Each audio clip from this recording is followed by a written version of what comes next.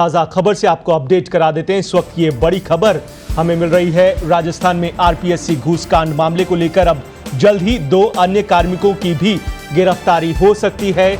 आयोग के सदस्यों से भी पूछताछ एसीबी कर सकती है।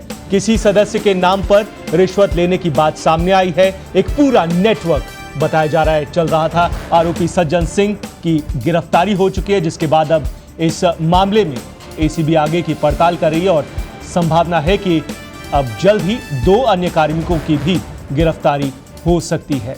आपको बता दें कि ये बड़ा घूसकांड का मामला कल सामने आया, जहां पर आरपीएससी का एग्जाम क्लियर कराने के लिए रिश्वत ली जा रही थी। आरोपी सज्जन सिंह को गिरफ्तार किया गया और अब एंटी करप्शन ब्यूरो की टीम एक पूरे नेटवर्क का अंदेशा यहां पर जताकर आगे की पड़ताल में जुटी हुई है और संभावना है कि इसमें कई नाम और शामिल हो सकते हैं, खुलासे और हो सकते हैं।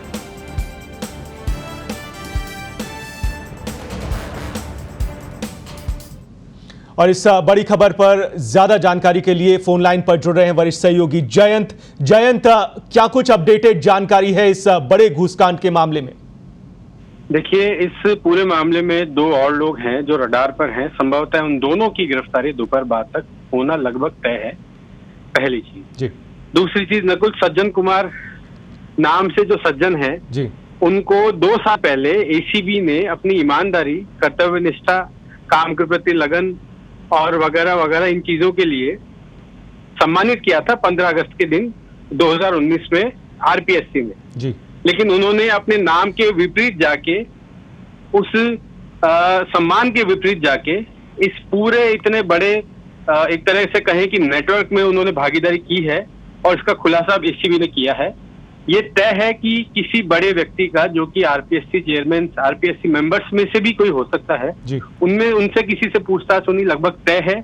और इस पूरे घटनाक्रम के बाद कुछ बड़े नाम और सामने आना, एसीबी तैयारी कर रही है इस पूरी चीज के लिए कि कुछ और बड़े नाम हैं जो सामने आए। नकुल जी। जयंत, कुल मिलाकर ये तो साफ है कि एग्जाम्स जब आते हैं तो आरपीएससी में एक पूरा नेटवर्क सक्रिय हो जाता है और एक एक अभ्यर्थी को पास कराने की एवज में लाखों रुपए की डिमांड की जाती है, लाखों रुपए लिए जाते हैं।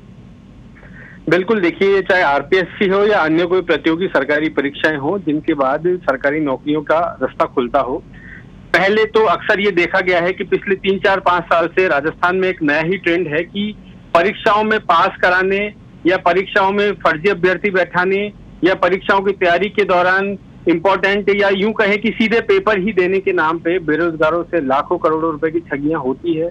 अक्सर केस सामने आए हैं। पिछले हफ्ते ही रीट परीक्षा के नाम पे और एक अन्य सरकारी परीक्षा के नाम पे करीबन 20 लाख रुपए फ्रॉड का केस सामने आया।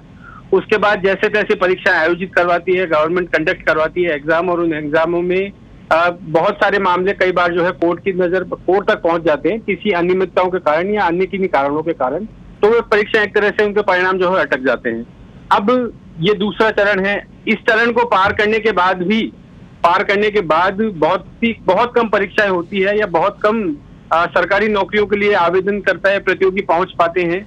और उस 2 चरण पूरा करने के बाद जब ये तीसरा चरण आता है साक्षात्कार का, उसमें इस तरीके के गिरोह सक्रिय होते हैं। तो एक पूरा बड़ा नेटवर्क है और बेरोजगारों से इतना बड़ा मजाक है कि इस पूरे घटनाक्रम का या इस पूरे नेटवर्क का अगर सरकार बेहद गंभीरता से इसको नहीं सोचती है या इसका खुलासा नहीं करती है तो ये आने वाले दिनों में और बढ़ना तय है। जैसे जिस तरीके से 3, 4, 5 साल से लगातार बढ़ रहा है, बेरोजगारों से लगातार मजाक हो रहा है। आरपीएससी जैसी संस्था जिस पर पूरी सरकार या यूं कहें कि सरकार का पूरा भरोसा है जिस पर, उसमें ये इतना बड़ा खेल सामने आया है, तो अन्य परीक्षाओं का क्या हाल होता होगा, ये एक सोचने वाला विषय है। नकुल जी बिल्कुल जयंत, पहले भी इस तरह के कई नेटवर्क का खुलासा हो चुका है, कई गिरफ्तारियां हो चुकी हैं। एसओजी ने भी कई बार इस तरह के रैकेट्स का पर्दाफाश किया है, लेकिन उसके बाद भी भ्रष्टाचारी बेलगाम है और इस तरह के मामले लगातार सामने आ रहे हैं। फिलहाल आप का शुक्रिया जयंत। इस बड़ी खबर पर आगे भी आपसे अपडेट लेते रहेंगे। आपको बता दें कि